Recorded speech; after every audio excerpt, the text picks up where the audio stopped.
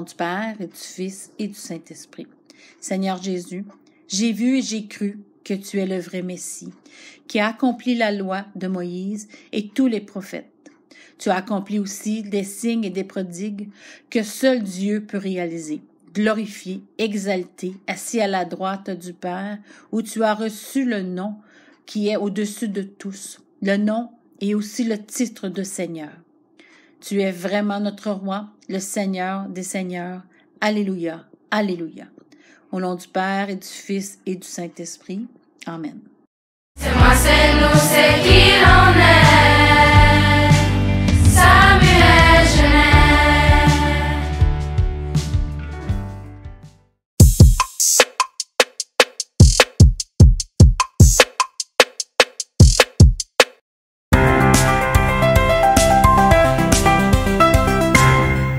Moi, toi, nous, on est parfois maladroit lorsqu'on veut parler des personnes atypiques ou neurodiverses.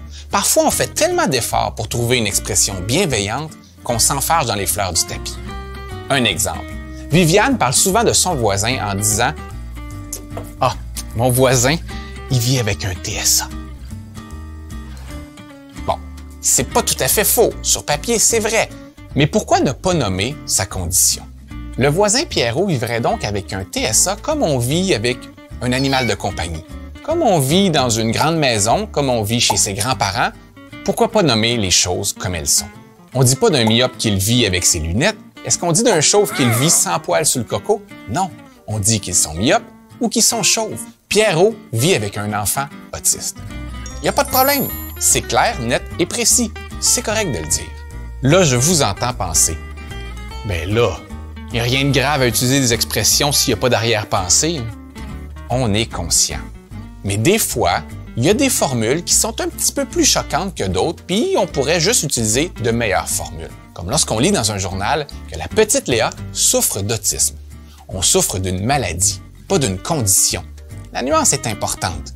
Pourquoi ajouter un poids supplémentaire sur ses épaules et celle de son entourage en mal nommant sa condition ou en la stigmatisant par le seul biais de la souffrance? Disons-le simplement, Léa est autiste. C'est correct. Et le message qu'on veut vous dire aujourd'hui, c'est que dire qu'une personne est autiste, c'est correct. C'est aussi simple que ça.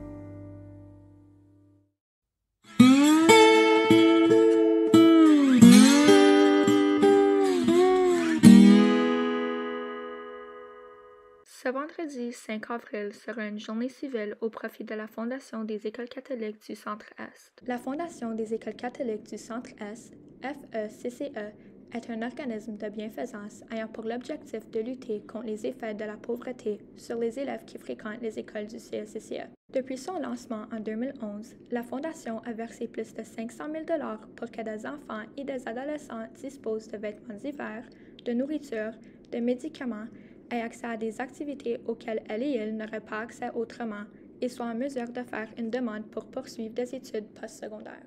Alors, ce vendredi 5 avril, nous vous invitons à montrer votre soutien en versant un don de 2 $ et en participant à la journée civile.